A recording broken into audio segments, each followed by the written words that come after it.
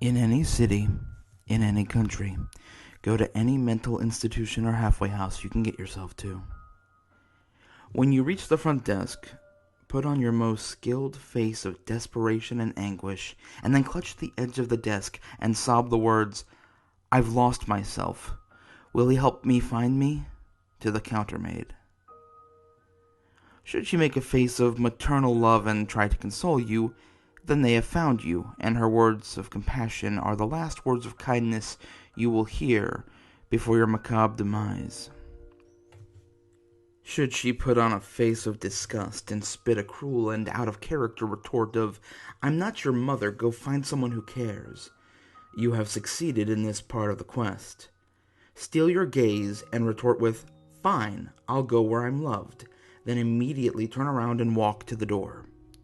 If you vary from this exact conversation, it is advised to end your life on the spot, because no vehicle can take you far enough away from the beasts of the dark the Holder has unleashed for you. If you have survived, close your eyes and clutch the door handle. Think of your warmest memories with the ones you love, and open the door and step through. Once you have passed through the door, keep your eyes tightly clenched shut for 11 seconds. No more, no less. Then open them. You will be in the place and time of the happy memory you thought of, yet you will be watching as a third party. You must immediately run for cover lest your past self see you. You'll know you have succeeded in this if you remain behind cover for 30 seconds. For if you had been seen, the fabric of reality would have torn asunder, and both you and your past self would have been ripped from your lives and sucked into the void, erasing you from the hearts and minds of those you will never forget. Once you have hidden, you must wait in silence. Eventually, the memory will vary from its truth, and at this point, you must lunge out of your hiding spot and scream at yourself, "You are an illusion, take your true form." At this, your surroundings will fade away into darkness, and all that will remain is you and your past self, its eyes now blazing with hatred that you have spoiled its fun. At this point, it is best if you had come armed, or had been trained in some sort of martial art, because your past self will heave itself at you with improbable strength you know you did not possess at the time. You must not falter at this assault. Wait until you are only 1 foot from yourself, and then lash out and strike the demon in the throat. If you fail, you will be torn limb from limb by your own hands. If you succeed, the creature will collapse to the ground, unconscious, despite whether or not your blow was capable of dealing such damage. You must then crouch by yourself and whisper this, and this alone, into its ears. What is the loss one must suffer to succeed? If you whispered anything else, the apparition will regain consciousness and clutch at your ankles, toppling you over, and then proceed to disembowel you with its teeth. However, should you utter the right question, the illusion of you will fade to reveal the true holder, a pale, naked man with no face in its place. The man will then rise, and you must gaze into exactly where his eyes would be. If your gaze falters, his punishment for your disrespect is indescribable by the human tongue. Once the man has risen, he will begin to speak, and you will hear his gruff voice from every angle, enticing you to turn and look for the source, but you must resist. He will weave a tale of how men first faltered in the beginning of the object's time, forgetting themselves in their search for power. He will tell you of every man who lost his soul to greed and what became of him. This knowledge may not seem traumatic, but it will haunt you for the rest of your days, bringing unquestionable depression to every waking minute. After his speech, you must respond with, "I bear no greed, I will lose all I have before I lose myself." At this, the man's every bone will shatter and he will crumple into a heap, his flesh reforming on the floor before you. At this grotesque sight, regardless of your mental strength, you will vomit and then black out, collapsing into the squirming puddle of blood and flesh. When you awaken, you will be outside the home of the one you hold dearest, and in your pocket will be a wallet made out of the man's pallid flesh. Open the wallet to find a nameless ID picturing yourself with the faceless man standing behind you. This ID is Object 161 of 538. With it by your side, you will never forget yourself.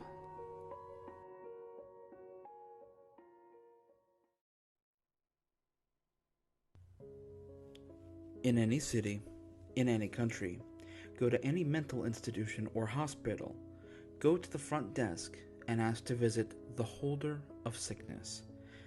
The worker will shudder and begin to sweat profusely, retching and clawing at his skin. He'll take you down a long white hall, and you will feel so sick that you'll double over in pain. You will become feverish, your nose will bleed, and your eyes will cloud with infection. You will vomit and soil yourself profusely, and want only to lie down in your now filth-encrusted clothes. But do not succumb to sickness, or you will lose your way and be cursed to wander these empty white halls forever. The attendant, now covered in virulent sores and pustules, will collapse and be taken away by faceless nurses, leaving you at a small metal door slick with fresh blood. The door will open to another white hallway with buzzing fluorescent lights and peeling paint. It is so long you cannot see the end. Do not think about the attendant, as he is beyond anyone's help now. As you walk down the long hallway, you will see doors appear on either side of you containing surgical suites. Nurses and doctors with pale, contorted, and eyeless faces, surgically mutilating patients that might have once been human but barely resemble them now. The patients screaming in pieces, in elaborate bondage, and decaying on operating tables are so gruesome that it'll be difficult to look away. Nevertheless, you must not allow your eyes to linger on the patients, the doctors, or anything in these rooms, or you will become one of these unfortunate patients, one of these failed seekers, your suffering eternal and more acute than the deaths of 1,000 cancer patients. If you feel yourself being sucked by an invisible source into one of the rooms, all hope is already lost. Resign yourself to being on the operating table, splayed, immortal, fully conscious, and experiencing the hell of waking from surgery for all time. If this happens, your only prayer is that time ends one day. If you manage to reach the end of the hallway without going mad or becoming one of the patients, you will reach another small metal door, this one crusted with old brown blood and viscera. It is open. Claw your way through the crust around the frame and walk through the door. Inside is a small, immaculate, and bright room that stinks of anesthesia, disinfectant, and old blood. The only sound to be heard besides your heart beating in your throat is the buzz of the fluorescent lights, which, in combination with the terrible feeling accompanied by the room itself, is enough to drive someone mad. In the middle of the room, prominently set, will be a high-tech gurney surrounded by all manner of equipment. In the gurney, strapped down tightly, lies a pale child, his bright blue eyes staring up at the light in terror. He will cry bitterly and beg you to help him escape. You must resist the urge to pity him, for if you do, he'll become a doctor and you will become his patient. You must only ask, "What lies inside?" The child will convulse in misery and begin to cry more pitifully than before. You must now search for what you came for. Take a scalpel and cut where you will, for the object you seek is somewhere inside this child. He will be fully conscious, and his screams of pain will echo through the small room so loudly that deafness and madness may begin to afflict you. Work quickly. Saw through bones, cut out organs, and lift layers of mucosa and viscera to seek out this object. He will begin to change shape as you operate on him. He will turn into your oldest friend, your child, your parents, your spouse, and even yourself, and beg you to stop. You must not stop, not even for a second, because his organs and flesh will regenerate, and if he regenerates completely, he'll turn his attention to his tormentor. Search every inch, squeeze every content from his intestines, slice open his brain, and search in every crevice. Feel your way through every layer of muscle and turn every organ inside out until you find a soft, egg-like item about the size of an eyeball. Carefully peel off the membrane to reveal a small black tumor covered in white and yellow pus that smells horrific, pulsates, and squirts all manner of putrid fluid. Burn the membrane, and take care to put the tumor somewhere where it will never be touched by bare hands or have its stench inhaled. That tumor is Object 162 of 538. Keep it quarantined, or it will spread.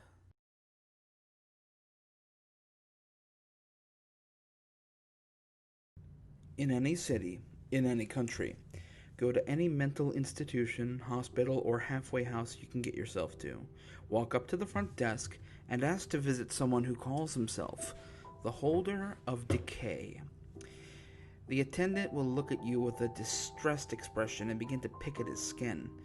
He will, a few seconds later, lead you to a slimy and corroded door deep within the institution and leave in a hurry, scratching at his skin and cursing until he disappears down the hallway, leaving a trail of mucus. Enter the door to be assailed by the sickening smell of rot. Take one step in and have a look around. A room of crumbling bricks, sticky walls dripping with a foul, unidentifiable substance, and filled wall to wall with rotted bodies and other organic matter, decaying and writhing with insects and parasites. So many worms and insects, the sound is deafening. The wet and fetid sound of mandibles, legs, and the consumption of decay.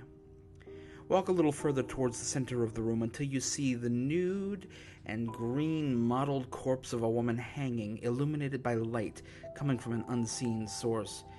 As soon as you lay eyes on her, thousands of crawling insects will burst into action, crawling up the walls, down the cable, and on to the woman.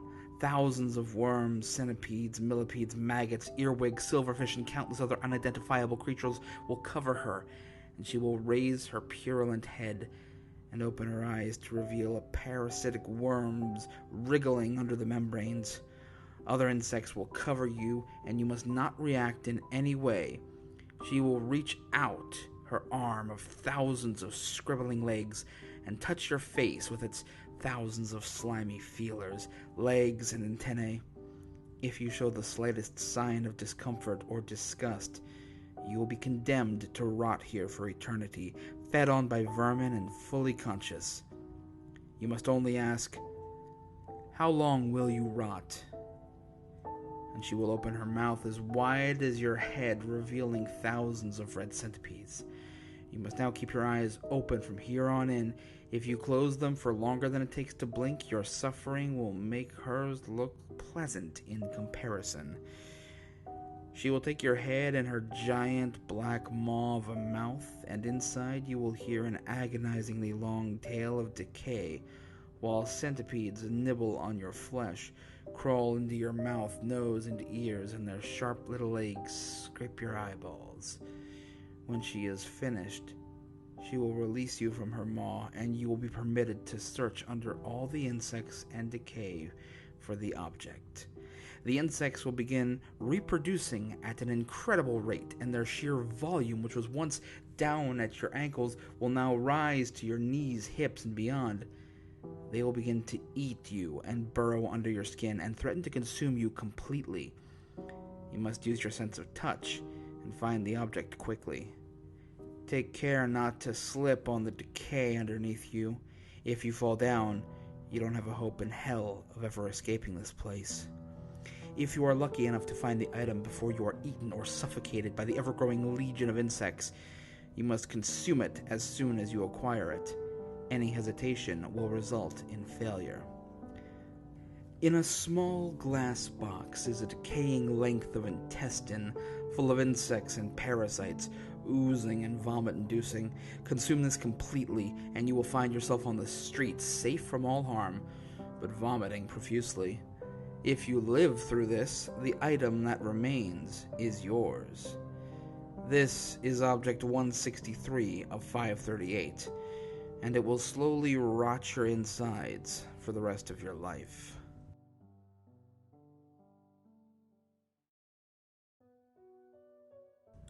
Find the oldest house of ill repute in your city. Not an easy or particularly delightful task, but only the oldest one standing will work. Once you are there, tell the first person you find that you have an appointment with the Holder of Devotion. If done correctly, the prompted person will stare blankly at you as if in a trance, and then turn around and walk into the whorehouse without saying a word. You must follow that person down a long hall engulfed in darkness. As you walk in, you'll hear murmuring, seductive voices whispering in your ear of untold pleasures, and as you go deeper, caressing hands will try to take you into the rooms at either side of the hall. Unless you wish to abandon your quest, do not let yourself be enticed into any of those rooms, for the voices you hear and the hands you feel are indeed female, but not human, and the pleasures they promise are not given free of charge, but for a price no man is prepared to pay. Finally, you'll find yourself at the end of the hall before a thick curtain, the person who led you there nowhere to be found. If you are ready, walk past the curtain into a spacious room, the walls covered with drapery and the floor littered with cushions. As your eyes grow accustomed to the candlelit twilight and your senses numb with a thick incense in the room, you'll be able to distinguish the shape of a woman laying lazily on cushions in the far end of the room, her face totally covered by a veil. She'll signal you to get closer with a seductive movement of her finger, and you must approach her with no doubts in your mind. As you stand in front of her, you'll feel her checking you around intently from behind the veil. Hope that she deems you worthy, for if she doesn't, she'll lift the veil from her face, and your mind will be destroyed at the sight. If she deems you worthy, though, she'll signal for you to lie at her side. Do so, and in seconds, she will be all over you. You'll feel as if thousands of hands were caressing desperately at your body, bringing you unworldly and bizarre delight, but right before you lose your mind, you'll need to ask her, do they need us as we need them? If done correctly, you'll mate with her, and your mind will be presented with unspeakable visions from long-lost times of corrupt worship and forbidden cults, while an unholy pleasure quakes through your body. If you manage to keep your sanity until the end, a powerful orgasm will shake you out of the trance and grant your mind clarity. You must seize this moment to run away from the room and from the building as fast as you can, not even stopping to grab your clothing. You have precious few seconds before you black out, and you must make sure you're far, far away when you do. Next morning, you'll wake up in your bed wondering if everything was just a bad dream. Someday, you'll find out that you were rendered sterile, though, and someday, exactly 9 months after your adventure, you'll be woken up in the middle of the night by a loud pounding on your door. When you open the door, you'll find a small cradle with a newborn girl bathed in blood. Raise your daughter lovingly, for she's Object 165 of 538. She'll never speak a word or make a noise, but her big, adoring eyes will always be set on you, following your every movement. As long as she's at your side, you'll never feel alone or depressed, and you'll never long for another kind of love or companionship. However, for the sake of the world and your own wretched life, under no account should you let her live to see her 14th birthday. Good luck at killing with your own hands the embodiment of your love.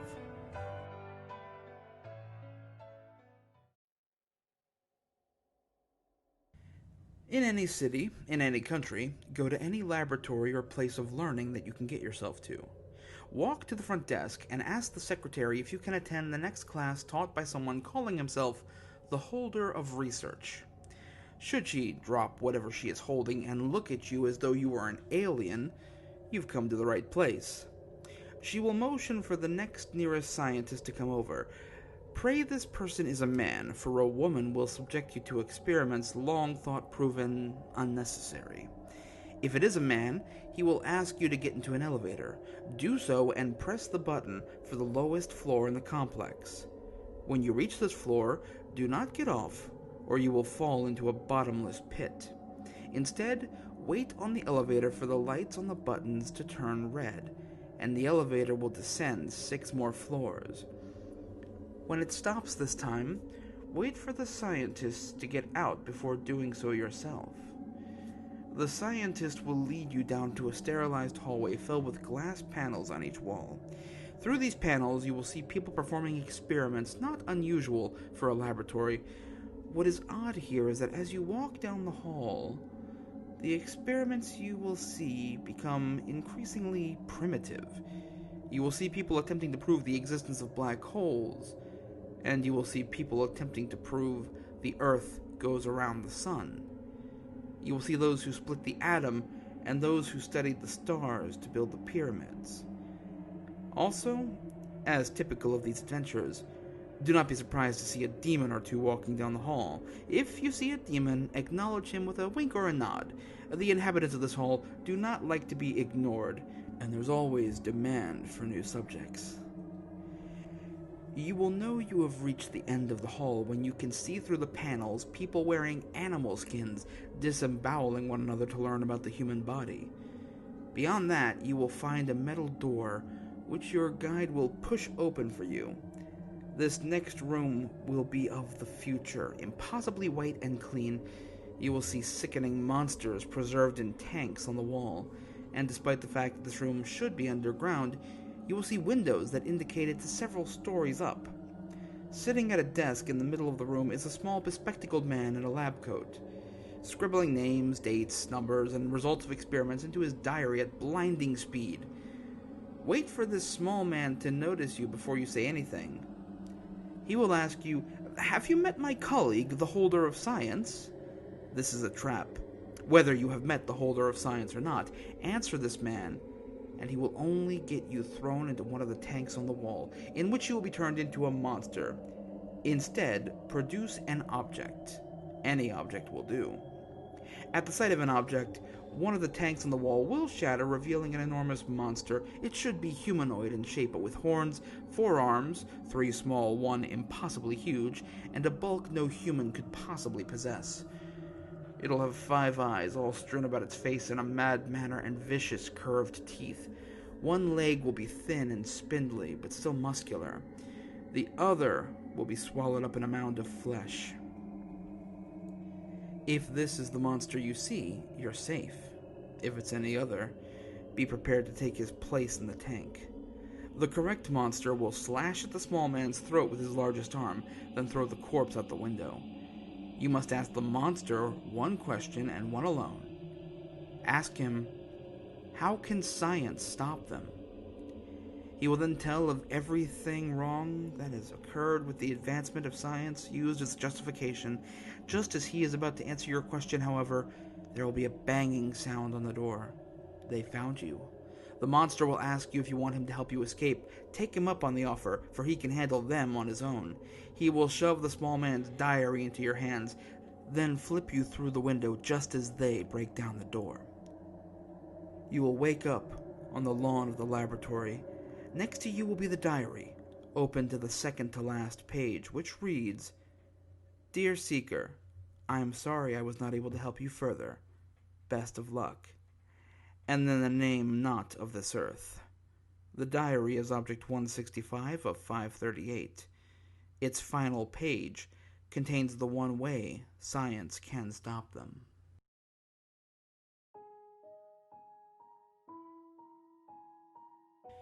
In any city, in any country, go to any concert or music hall you can get into. Once inside, find the head custodian and ask to see the Holder of the Ethereal. He'll blink a few times, as if unsure if what you asked was real. Ask him again, so it sinks in. Should he continue to stare and blink, you may wish to close your eyes and hold your ears shut before witnessing your innards being chewed apart by hell's starving demons. However, if he should shake his head and turn to leave, go ahead and let him walk off, as it means your request was granted. At this point, all you can do is wait. You'll notice the room getting darker and darker, very, very slowly, but you can't be sure until some time has passed. As this is happening, the faint, nearly inaudible sounds of a tune will begin to play. The sound will grow louder and louder, very, very slowly. Do not, however, strain to listen, for this will cause it to vanish, and your ears will be ripped from your head. You must treat it as background noise and nothing more, even though it'll be the most beautiful song you've ever heard. Soon a low chorus of singing will rise to join in with the song. The lyrics these voices sing are the most foul of any you will encounter in your life. But just like the song, you must not focus on them. In heartbreakingly beautiful melodies, they will sing about every murder, every rape, every tale of false and broken love the world has ever known. Should you focus for even a second on any of the lyrics being sung, you will encounter the misery in that lyric 100-fold until the day you die or go mad. After what feels like a very long time, the song will slowly fade, but the lights will continue to lower until all is pitch black, with the exception of a spot a few feet ahead, inhabited by dimly lit shadows. Don't look too closely into it, for you may well go mad from the sight of the creatures lurking therein.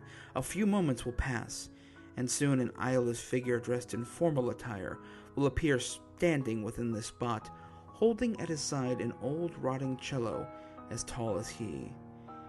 He will sit in a rusty chair that gradually takes form within the shadows as well. He will sit ready to play, but will not until you ask him one question. Why do they sing? He will smile a sad smile and instead ask you, what did you think of my song?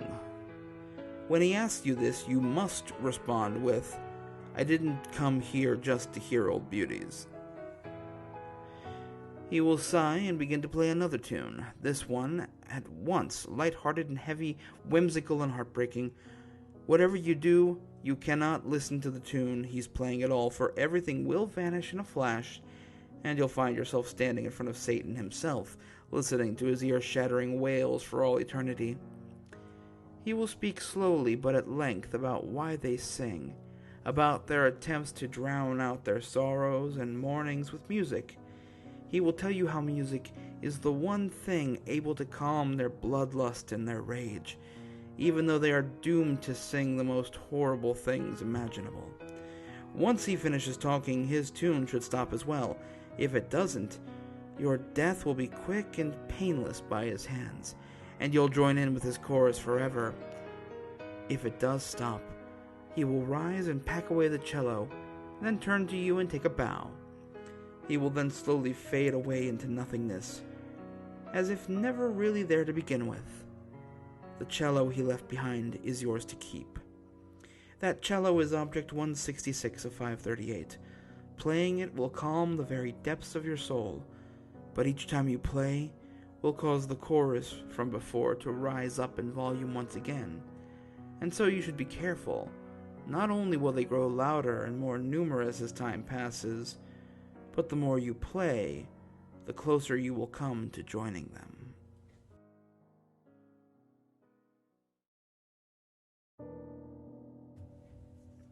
In any city, in any country, find any art supply store or painting studio that you can get yourself into. Look around the room to see if you can find someone working on a piece of art. If they have started, then do not disturb them until they are nearly finished. Once they are almost done, ask them if you can see a painting of the Holder of the Palette. The artist should freeze on the spot and turn to face you, a look of utter disbelief on their face. Should the look be anything besides that, either boredom or, worse, hunger, then the object has been gained, and you have only a few short moments before you become the artist's new source of red paint. The artist will begin to paint bizarre markings on the painting, ending with a flourish that will send paint into your exposed eyes. You may scream at this point. The pain from the paint will be like none you have ever felt from something contacting your eyes. When you regain your sight, you should find yourself in the landscape the artist was painting. You may freely explore your surroundings, for you will need to find the thing here that is different from the painting. After a while, you may find something, or rather, someone. The person should be an old man with a palette, a well-used smock covered in red paint, and a light-colored brush, busy filling in the missing scenery. On the palette will be differently colored eyeballs, with every color in its collection but one. Walk up to the man and ask him, with what do they provide the red? The man will begin to tell you in a well-educated manner the history of colors, how each one gained its name, the chemical compositions, on what each color had been used, and why they used the color. Not necessarily terrifying, until he begins on the color red.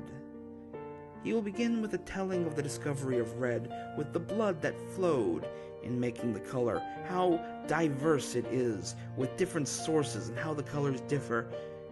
You may well go insane and plead the man to end your life. But this will only lead to an unexplainable amount of pain in being his siphon for the rapidly depleting supply of red. He shall now look up to you and look you deep in the eyes. It is unavoidable. He shall find his missing color. Should you look into his eyes, you will find that the color of his is the exact same as yours. You must then rip the dull paintbrush from the man's hand and gouge it into his eye before he has the chance to get it to you. Rip out the paintbrush, and the man will scream in an ungodly way, shaking the very scenery. He will attack you and begin to claw at your eyes. Do not kill this man, for to do so is to take his place as the painter of the universe. Remove his other eye with the paintbrush, and then shove the now quivering man off of you. Tell him only one thing. For the master, I have no sympathy. For the rest, I feel. If he responds with, why not pity them both? Then you are doomed and will become his new painting subject, being molded and shaped in ways at which even they would cringe. However, should he respond, I am no longer the master, then respond with, when were you ever? You should find yourself in front of a painting that the artist was working on, the mark already made upon it, and the palette the man used lying on the ground. Pick it up and quickly leave, for the artist will wonder why you have ruined his work. This palette is Object 167 of 538. The colors on it will pave the way. Whichever color you use, though, will end up crimson when they unite.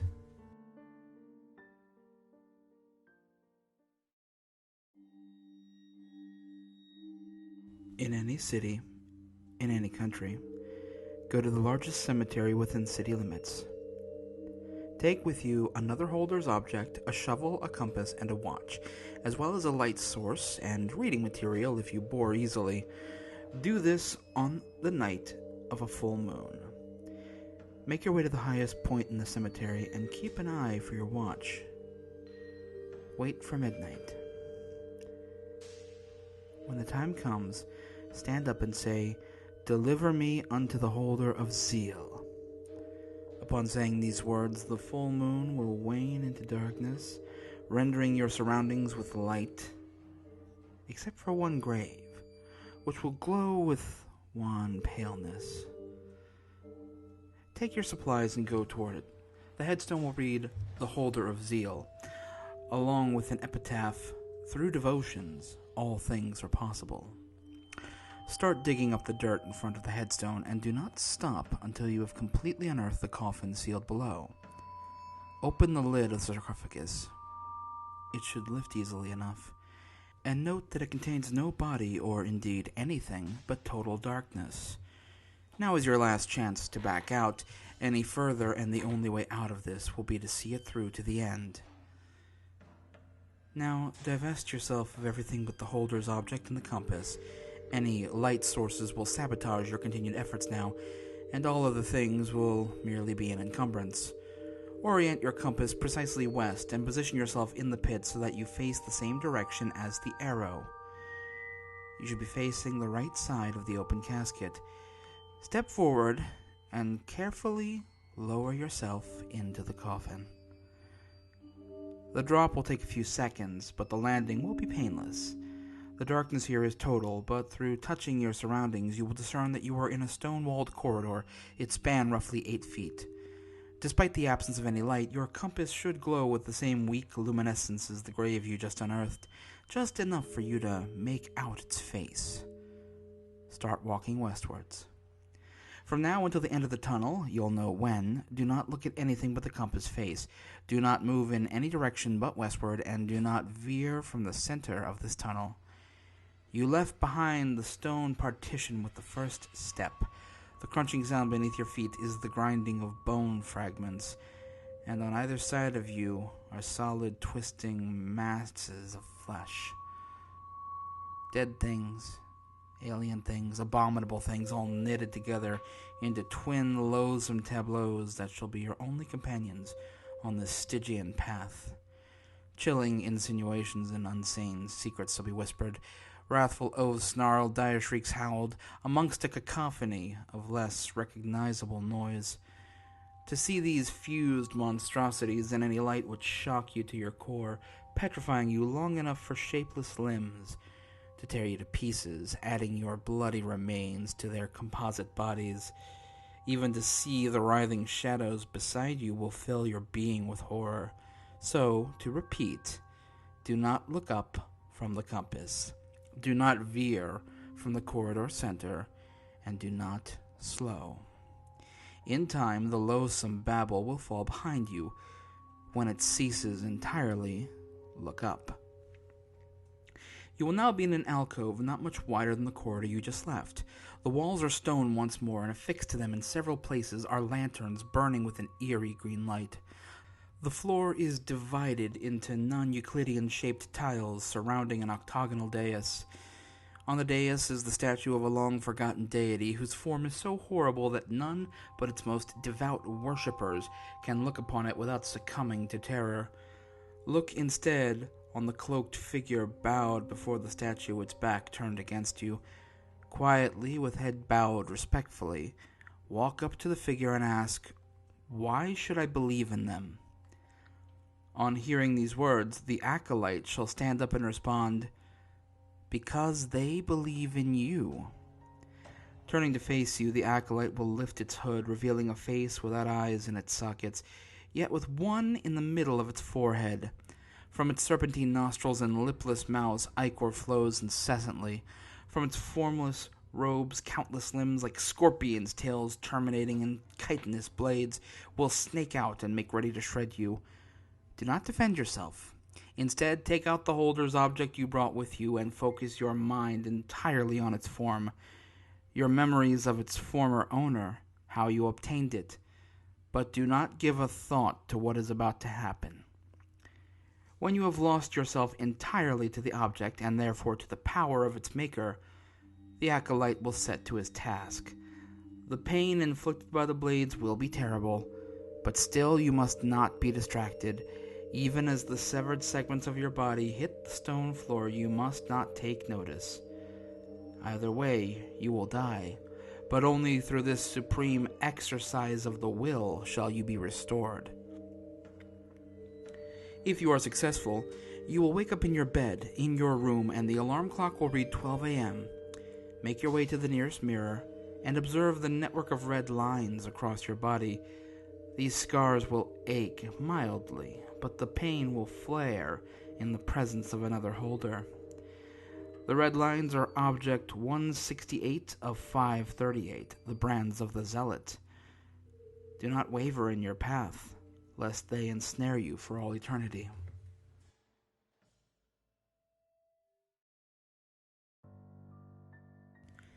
In a prosperous city that has survived in its current location longer than 3 centuries, rent a hotel room as close to the city center as possible. If you absolutely must have this holder's object, then you will have already asked the hotel manager to see one who calls himself the Holder of Mortality. And if you have in fact said this, I sincerely hope that you succeed, for failure to obtain this object will result in consequences that would drive even some holders to madness. Remain in this room for 3 days without making verbal contact with any resident in the area and without even thinking about leaving, no matter how many lonely corpses arrive to casually gnaw your sensitive skin.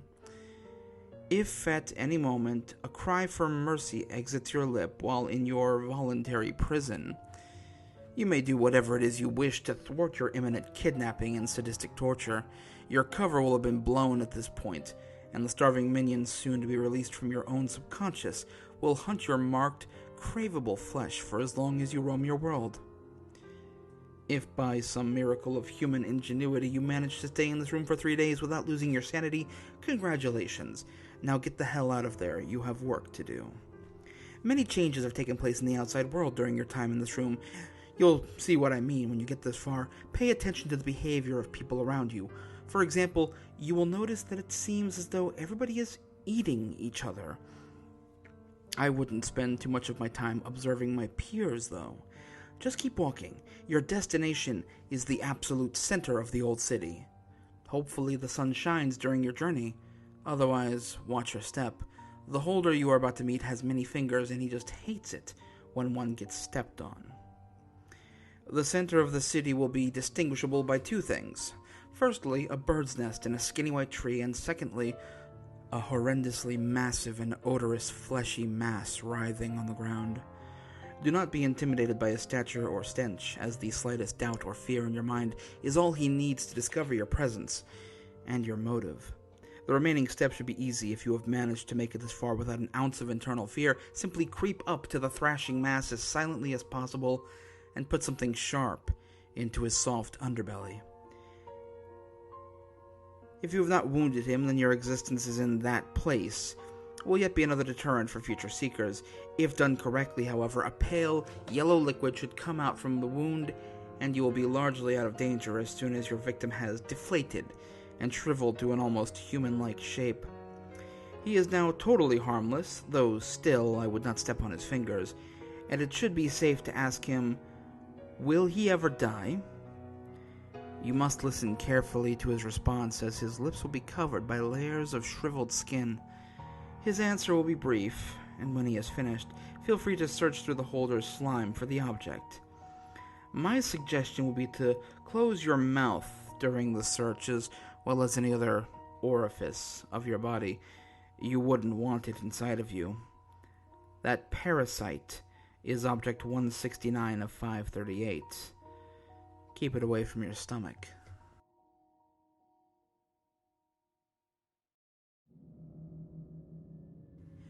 In any city, in any country, go to any public pool. At the front gate, tell the cashier that you wish to see the Holder of Centuries. If they speak, no matter what they say, flee immediately and never return to that place. If they ignore you, repeat the statement. The cashier will close their eyes for several minutes and then stand up and lead you toward the pool. You will notice that the pool and its surroundings are suddenly devoid of people, and that the pool's waters have completely stilled. The cashier will stop at the edge of the pool and silently indicate for you to enter. Completely submerge yourself in the water so that no part of your body comes close to the pool's surface. Close your eyes and keep them closed for however long it takes to mentally ready yourself. Open your eyes. If you are not ready, you will find yourself still in the pool, unable to move and rapidly running out of air. If, however, you are prepared to face the holder, you will open your eyes to see a dark and endless stretch below you. You will gently float to the surface and take stock of your surroundings. On the horizon, you will see an island. As you start swimming towards the island, you will notice the waters are no longer still, but moving against you with increasing strength. You must swim with all of your strength against the tide, for as soon as you give way to them, you'll be swept away, cursed to drift endlessly through this barren, infinite ocean. If you reach the island, you will have an almost unbearable urge to stop and rest. You must press on, however, until you reach the massive lake at the center. Every muscle in your body will scream. You will feel your mind begin to collapse, but you will not be safe until you arrive at the lake. When you arrive, bend towards the lake and drink in some of the crystal waters. As soon as the liquid touches your throat, you will hear its strange voice calling you from somewhere below the surface.